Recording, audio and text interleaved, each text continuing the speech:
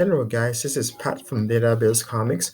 Today we have a video over the corruption of Superboy-Prime, a commentary on the modern age of comics, as a commentary of the modern age of comics.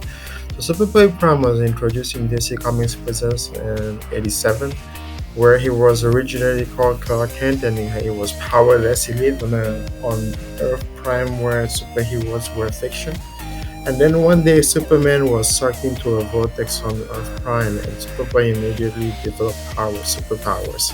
So together they went on an adventure. Now, at the end of the issue, Superboy Prime is actually sucked into a vortex to the crisis on Infinite Earths. So Superboy Prime, in my estimation, was right. You could say he was right because um, superheroes had become darker after the disappearance of the DC multiverse, which seems kind of counterintuitive because in DC mythology, the DC multiverse was actually the cause of evil in the DC multiverse. So we had things like Green Lantern in the 1990s going mad over the destruction of Coast City and then trying to create a new Earth in Zero Hour, and then we had Superman dying at the hands of Doomsday, and then Superman failing in his leadership to against due to identity crisis, and then fast forward to if create the perfect Earth. Superboy Prime was convinced that the he actually went on a murdering spree in Infinite Crisis 6 and 7 over his grief because Alexander Luthor said he couldn't find his perfect Earth.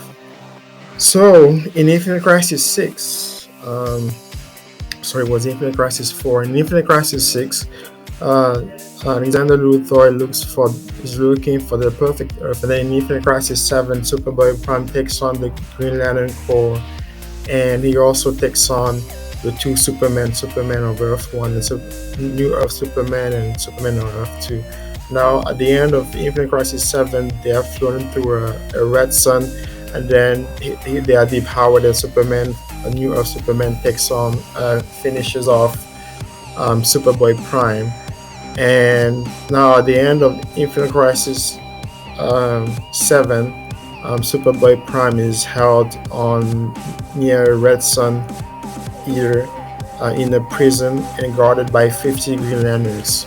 So I think some things that we have to take away from this is that Superboy Prime was essentially a tragedy in the DC universe. I think it's essentially trying to make a commentary on the modern age of comics for being too dark, for not being something that is suitable for children, but something that is suitable for adults.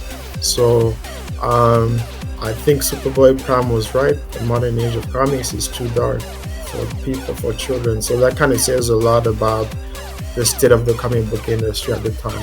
In any case, don't forget to follow us on Facebook and Twitter. Okay, bye.